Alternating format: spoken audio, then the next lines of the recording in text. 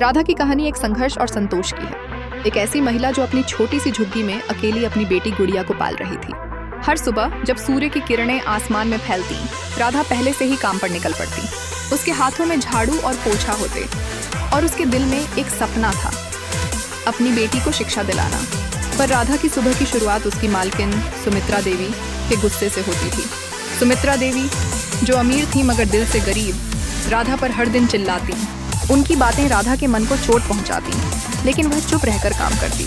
अपने भीतर के आंसू को छुपाकर वे अपने काम में लग जाती। घर का काम करते करते राधा के मन में गुड़िया का चेहरा उसकी ताकत बन जाता था। सुमित्रा देवी के द्वारा अपमान सहने की बजाय वह अपने भविष्य के लिए संघर्ष करती। एक दिन जब गुड़िया बीमार पड़ी, राधा ने उस संकट को झेलने की कोशिश की।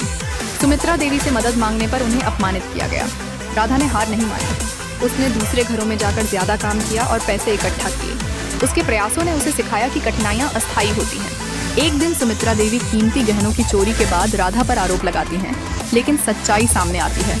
राधा ने जो सम्मान पाया वह उसकी मेहनत और दृढ़ता थी, जो उसे किसी भी अन्य परिस्थिति में जीत दिला सकती थी।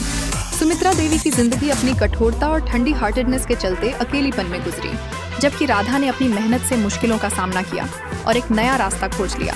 एक कमाई का साधन बनने के साथ साथ राधा ने अपने गुणों को नजरअंदाज नहीं किया। गहराई में छिपी उसकी मेहनत और आत्मसम्मान ने उसे बदलाव की ओर अग्रसर किया।